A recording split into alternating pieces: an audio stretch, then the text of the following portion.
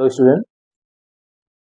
आज हम ये नया लेक्चर स्टार्ट कर रहे हैं और इसमें हम बात करेंगे organic chemistry 12th CBSE board का पूरा जितना भी सिलेबस है ऑर्गेनिक केमिस्ट्री का पूरा डिस्कस करने वाले हैं। तो आज हम थोड़ा सा इंट्रो देखेंगे कि क्या ऑर्गेनिक केमिस्ट्री में कैसे हम आइडेंटिफाई करें चीज़ों को, कैसे समझें। देखिए, ध्यान रखना है कि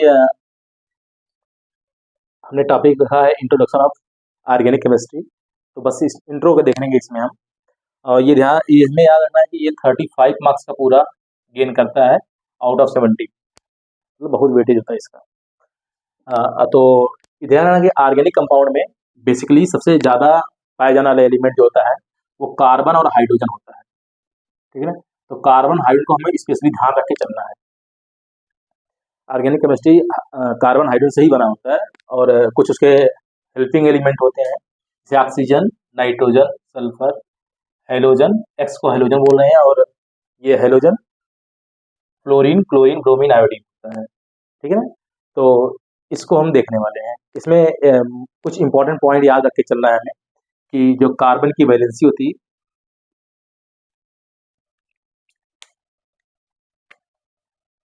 वैलेंसी ऑफ कार्बन जो होता है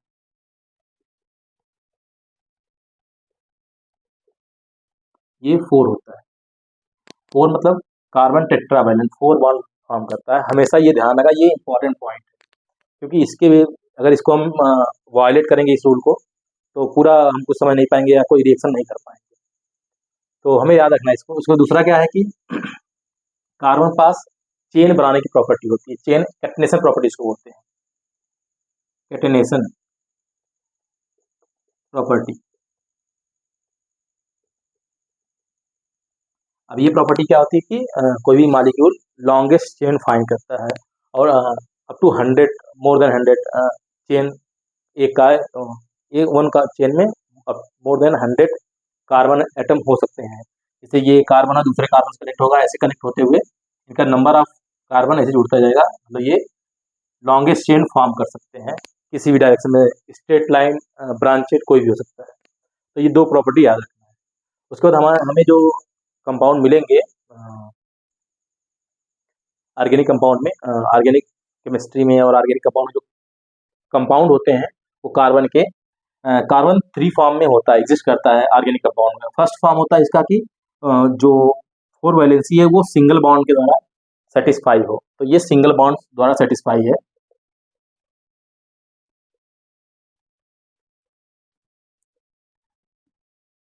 और ऐसा एक होता है कि जिसमें 2 बॉन्ड उसके सिंगल बॉन्ड द्वारा सेटिस्फाई होंगे और ये 2 बॉन्ड डबल बॉन्ड द्वारा सेटिस्फाई होंगे। और अगला है कार्बन का 4 बॉन्ड में से 1 bond satisfy by single bond और 3 bond satisfy bye triple bond. तो ये ध्यान रखना है। और क्या ध्यान रखना है कि जो इसकी हाइब्रिडेशन है, ये कार्बन की हाइब्रिडेशन इस वाले उसका कहीं पर भी अगर सिंगल बॉन्ड द्वारा है तो वो sp3 होगा, कहीं पर भी हो अगर तो sp3 ही होगा, तो sp3 हाइब्रिडेशन होगा इसका।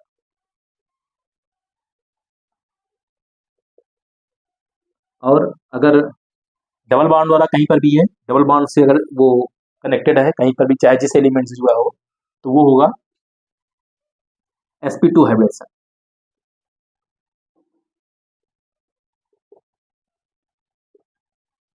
ये ध्यान रखने वाली बात है, क्योंकि ये हमें आगे चल के इसका यूज भी करेंगे। कैसे करेंगे देखेंगे हम कि उसके बाद फिर जब अगर ट्रिपल बॉन्ड से वो सेटिस्फाई, मतलब ट्रिपल बॉन्ड अगर बना हुआ है तो उसको हम sp हाइब्रिडेशन बोलते हैं, sp हाइब्रिडेशन।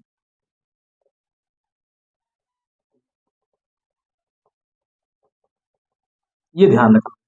तो इतना इंपॉर्टेंट पॉइंट इसमें याद रखना है कि कार्बन ऑर्गेनिक कंपाउंड में हमें कार्बन और हाइड्रोजन 95% मान सकते हैं। 95% एलिमेंट जो होते हैं वो कार्बन हाइड्रोजन होते हैं, 5% में ये सब होते हैं, तो इसका ही हम आगे चल के स्टडी करेंगे।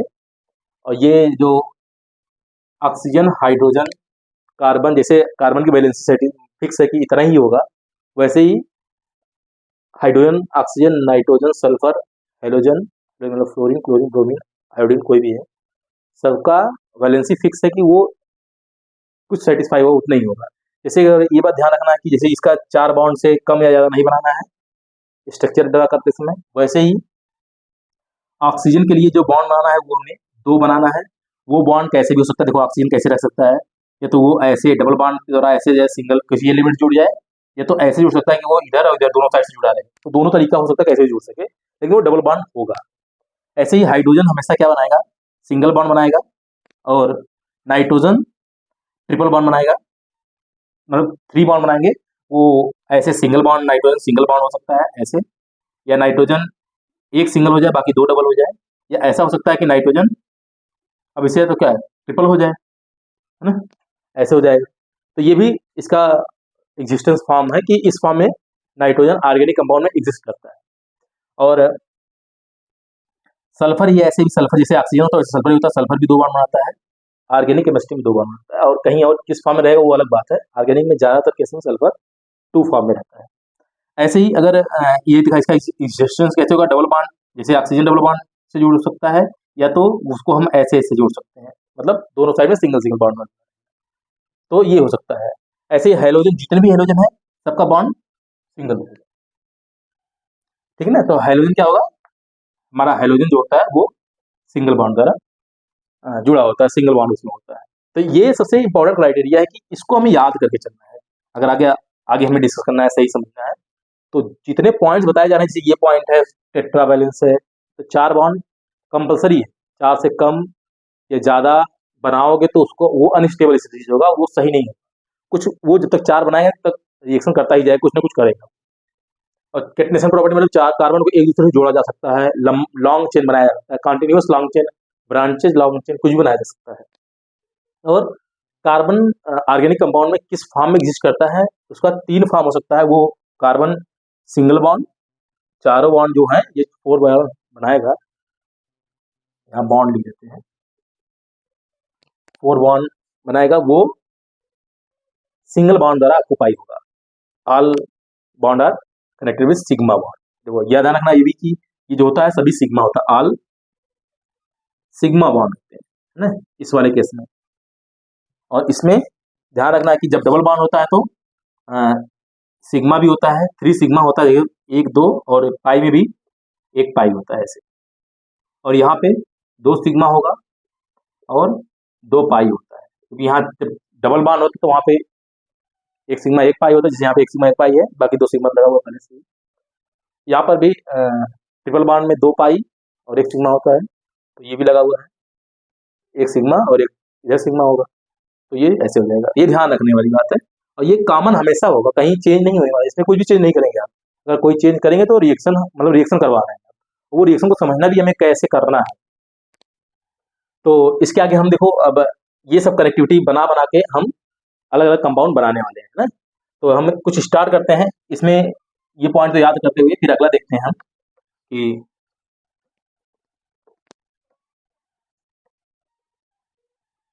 जैसे कि हम अब क्या करेंगे कि जो भी हमारे पास ऑर्गेनिक कंपाउंड होते हैं उसमें main main important role carbon और हाइड्रोजन का होता है।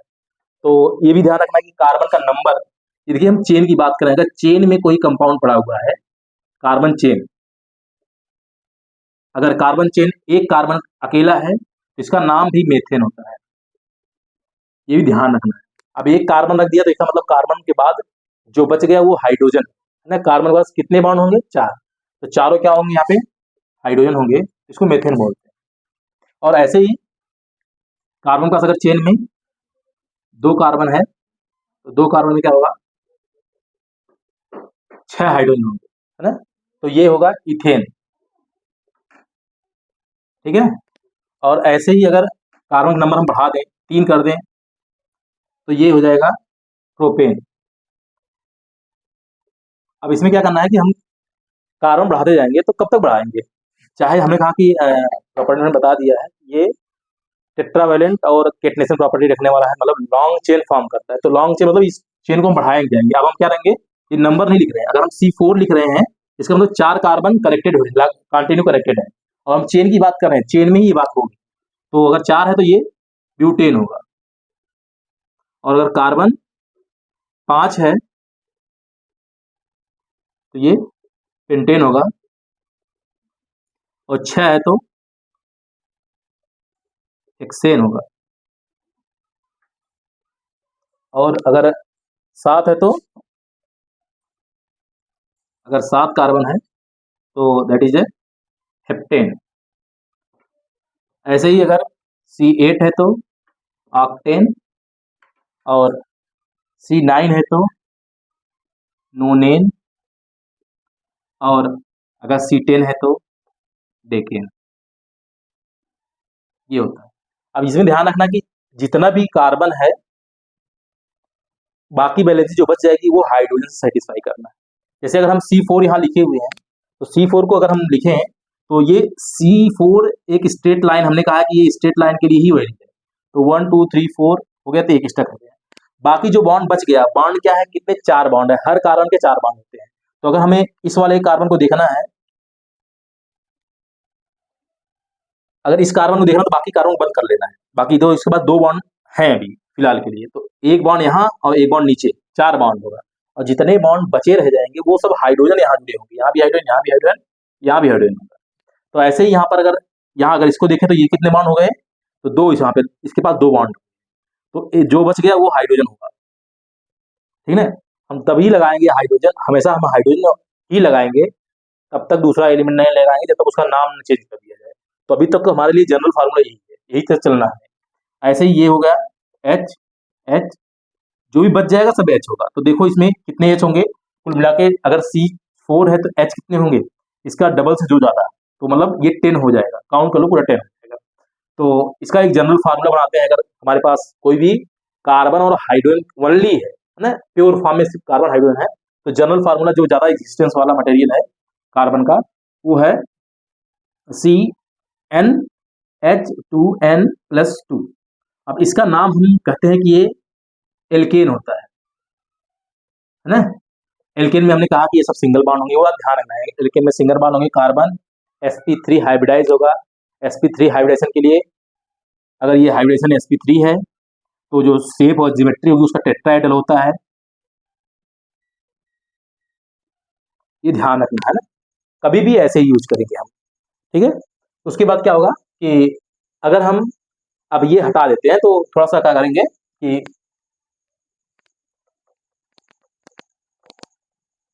ये सब याद करने वाले थे, नंबर ऑफ कार्बन चेन है, ये चेन के लिए वैलिड, बस ध्यान रखना है इसको। अब हम क्या करेंगे, कुछ ग्रुप बनाएंगे, जैसे हम आर अभी कहेंगे, इसको आर को कहते हैं, आर का एक बॉन्ड खाली होता है, उसको एल्काइल ग्रुप कहते हैं, एल्काइल ग्रुप। ठीक है, एल्काइल ग्रुप क्या होता है, हम 4-5 कार्बन तक देखने वाले हैं। जैसे अगर एक कार मेथेन होता है, एक कार्बन के लिए मेथेन, तो मेथेन में सी कितना है, एक, एच कितना है, 4। लेकिन हम क्या करेंगे, एक एच हटा देंगे। अगर हम देखो 4 लगा हुआ है हाइड्रोजन, तो ये मेथेन है, लेकिन हम इसको नहीं लगाएंगे, तो ये क्या हो गया, CH3 हो गया। अब इसको ही मेथेन बोलेंगे, क्या बोलेंगे, सॉरी, मेथाइल बोलेंगे। ठीक है ना, ये मेथाइल हो गया, एक बॉन्ड खाली है। तो ऐसे ही कोई भी एलिमेंट से एक बॉन्ड अगर हटा दो तुम, एक बॉन्ड हटाओगे, जैसे एक बॉन्ड मतलब हाइड्रोजन को हटाना है और कुछ नहीं। जब हाइड्रोजन हटाओगे तो जो बच जाएगा वो, तो ऐसे ही CH3 CH2, और ये पूरा ग्रुप इथाइल ग्रुप होगा, और ऐसे ही CH3 CH2CH2, और यहाँ पे ग्रुप को जोड़ना है तो ये होगा प्रोपाइल, इसको एन प्रोपाइल बोलते हैं, प्रोपाइल। क्योंकि अब ये स्ट्रेट लाइन में है, अगर हम ये बॉन्ड यहाँ खाली करवाएं, क्योंकि हमें कुल मिला के एक बॉन्ड खाली करवाना कार्बन का, तो यहाँ से CH3 है और यहाँ पे CH हो जाएगा, यहाँ पे इसको खाली करेंगे और यहाँ पे CH3 हो जाएगा। तो इसको क्या कहेंगे, इसको कहेंगे आइसो प्रोपाइल, ये ध्यान रखना है, प्रोपाइल। ठीक है, तो ये हो गया। अब देखो अगर कार्बन 4 हो जाए, 4 कार्बन होगा तो स्ट्रेट लाइन के लिए CH3 CH2 CH2 CH2 एक बॉन्ड खाली, तो ये 4 कार्बन है, इसे N N ब्यूटेन, देखो 4 कार्बन के लिए हमने ब्यूटेन लिखा है, तो ब्यूटेन लिखेंगे। ठीक है ना, अब ब्यूटेन, N ब्यूटेन तब कहेंगे वो होता, लेकिन यहाँ पे एक हाइड्रोजन कम है तो इसको ब्यूटाइल बोलेंगे। ठीक है, अब क्या करना है हमें, अब ये कार्बन बीच में जोड़ देना है। जैसे हम CH3 ऐसे जोड़ दें, CH ऐसे, CH3 और CH2। अभी कुछ हमने चेंज नहीं किया, बस हमने पोजीशन चेंज कर दी इधर करके। तो ये देखो, ये इसको कहते हैं आइसोब्यूटेन। आइसो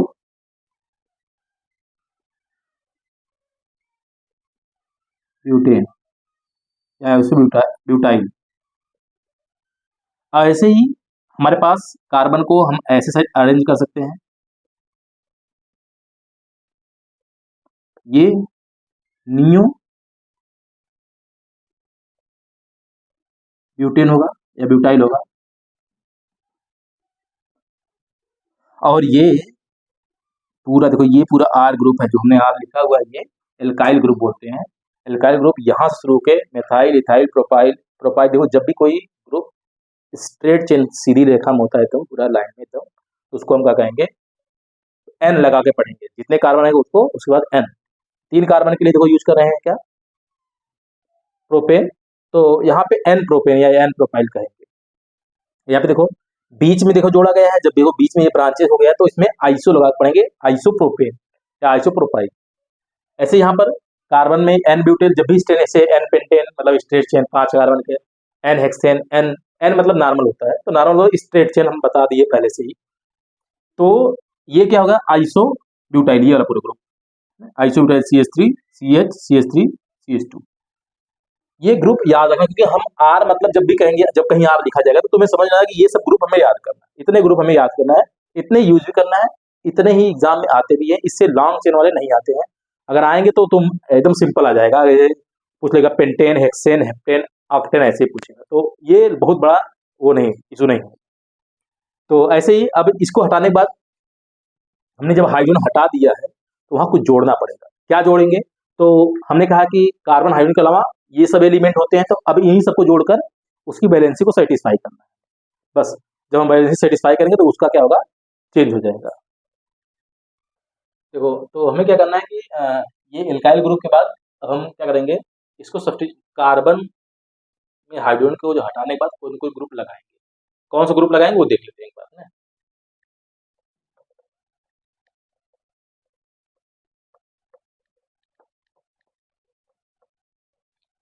बस हमें ये मेन चेन याद रखना है कि मेन ने क्या बताया है, इसी को बस लेके चलना है। जैसे अगर आर हमने कह दिया, जब आर हम कह रहे हैं तो इसका मतलब तुम समझ रहे हो क्या कह रहे हैं। तो आर मतलब होता है कि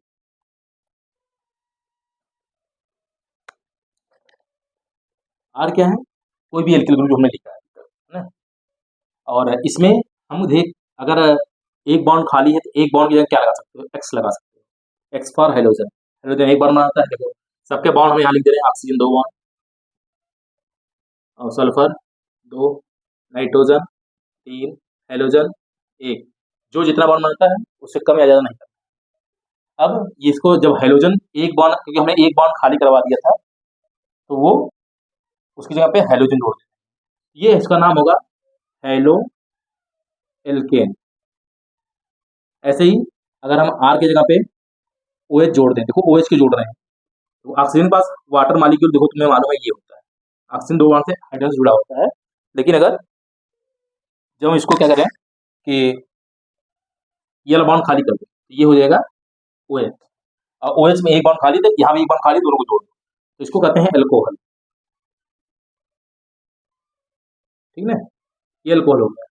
ऐसे ही हमारे पास ये एल्कोहल में ये वाला बॉन्ड खाली था, हाँ जो पास ये था, ये था, यहाँ पे आर तो हमने लगा दिया है, यहाँ पे एच लगा था, इसको हटा के यहाँ पे आर और लगा देना, ये हो जाएगा ROR, और इसको बोलते हैं ईथर। ठीक है ना, अब उसके बाद क्या होगा, अभी आर तो बचा हुआ, मतलब कार्बन बचा हुआ है, एक बॉन्ड खाली है, तो कार्बन जब ऐसे होता है और हम अमोनिया, तुम्हें मालूम है अमोनिया का NH3 फार्मूला होता है, NH, ये नाइट्रोजन 3 हाइड्रोजन कनेक्ट होते हैं। अगर ये वाला बॉन्ड खाली करा दें, हम इसी को यहाँ जोड़ देना, इसी को NH2 जोड़ेंगे एक बॉन्ड से, NH2, और ये हो जाएगा एमीन। ऐसे ही हम क्या करेंगे, अगला अगर R से एक बॉन्ड खाली है तो कोई और देखो एक बॉन्ड कौन होता है, जैसे NO2। अब NO2 नाइट्रोजन का यूज होता है, इसको नाइट्रो एल्केन बोलते हैं, नाइट्रो एल्केन। ठीक है, ऐसे ही आर से हम क्या जोड़ेंगे? हम देखो, अब हमने सिंगल बॉन्ड से जोड़ दिया। हमने कहा कार्बन 3 टाइप्स के, मतलब एक सिंगल बॉन्ड से ऐसे जुड़ा हो सकता है, कार्बन डबल बॉन्ड ऐसे जुड़ा हो सकता है, कार्बन ट्रिपल बॉन्ड ऐसे जुड़ा हो सकता है। तो ये वाला कंडीशन में देख लिया कि ये से जुड़ जाएगा। तो देखो आर की जगह हम कोई भी कार्बन वाला मटेरियल होगा जो 4 बॉन्ड से जुड़ा होगा, या 3 बॉन्ड से हो सकता है, लेकिन जनरली हम ये देखेंगे। उसके बाद ये वाला देखो, अगर कार्बन के पास डबल बॉन्ड बनाना है तो हमारे पास ऑक्सीजन सबसे बेस्ट है, सल्फर भी लगा सकते हैं, लेकिन हम ये ऑक्सीजन लगा के देखते हैं। अगर यहाँ ऑक्सीजन लगा दें तो अभी 2 बचा हुआ है, 2 मतलब एक इधर बचा हुआ है, जो आर जोड़ेंगे और इधर से जोड़ेंगे, इधर अपने मन से जो भी यहाँ पे सब्स्टिट्यूशन लगाया उससे जोड़ दो। तो यहाँ पे सब्स्टिट्यूशन क्या लगाया हो, एक्स लगाया हो, ओ एच लगाया हो, आर ओ आर लगाया हो, या आर लगाया हो, NH2 लगाया, ये सब लगा दो। देखो तो इससे हमारा अलग कंपाउंड बन जाएगा। जैसे हमने आर लिखा, सी डबल बॉन्ड ओ लिखा, और यहाँ पे लगा दिया क्या, एक्स लगा दिया, तो ये एसाइल हैलाइड बनेगा, एसाइल हैलाइड ना। उसके बाद क्या होगा कि अगर हम R C double bond O लगा दिए, तो लगा ही रहे, पहले बता दिए, तो उसमें हम ओ एच लगाएंगे। अगर आप एक बॉन्ड खाली के दूसरा, एक बॉन्ड ने ये वाला बॉन्ड बनाना है, देखो ये हो गया। तो ऐसे अगर उसको कहते हैं कार्बोक्सिलिक एसिड। और अगर अगर हम यहाँ पे ओ आर लगा दें, जैसे R C double bond O तो है ही, ओ आर यहाँ जोड़ दिया, और तो ये हो जाएगा एस्टर। और अगर हम R C double bond O रहते हुए NH2 जोड़ दें, तो ये भी सिंगल बॉन्ड वाला है, तो ये क्या हो जाएगा, एमाइड। ठीक है ना। उसके बाद क्या होगा, अब और और कोई ग्रुप ज्यादा नहीं बचा हुआ, तो ये हमें इतने मॉलिक्यूल पढ़ने हैं। ये सब अलग अलग चैप्टर में डिस्कस करना होता है। जैसे ये वाला, इसके लिए पहला चैप्टर हम पढ़ेंगे, फिर अल्कोहल ईथर और एक फिनाल आता है, उसमें दूसरा चैप्टर पढ़ेंगे। तो ये फर्स्ट चैप्टर में है हमारा, फर्स्ट लेसन। ये दोनों सेकेंड लेसन में है, सॉरी। और उसके बाद ये वाला फिफ्थ या सिक्स लेसन किसी में है ये। और थोड़ा देते हैं जो एल्डिहाइड, सॉरी एल्डिहाइड नहीं लिखे, एल्डिहाइड बना देते हैं। अगर यहाँ पे हम आर डबल बॉन्ड ओ और एच लगा दें, देखो ये भी, तो इसको कहते हैं एल्डिहाइड। और अगर यहाँ पे हम क्या लगा दें, आर ही लगा दें, जैसे आर डबल बॉन्ड ओ और आर, तो ये हो जाएगा कीटोन। तो ये हो गया। अब ये हमें तीसरे चौथे चैप्टर में किसी पढ़ना है, तो ये थर्ड चैप्टर शायद है। उसके बाद फोर्थ वाले में ये पूरा पढ़ना है अकेला एक साथ, सॉरी ये फोर्थ वाला पढ़ना है, फोर्थ में। तो हर चैप्टर में ये हमें पढ़ना है, ये किसी चैप्टर में तो हम पूरा डिटेल स्टडी करने वाले, पूरा एकदम एक तरफ से। तो तुम्हें बेसिक आइडिया हो गया कि ये सब क्या होते हैं। तो जो हमने लिखा है यहाँ पे, halogen, alcohol, ether, amine, nitro alkane, acyl halide, carboxylic acid, ester, amide, aldehyde, ketone, ये सब फंक्शनल ग्रुप है। क्या है ये सब? Functional group.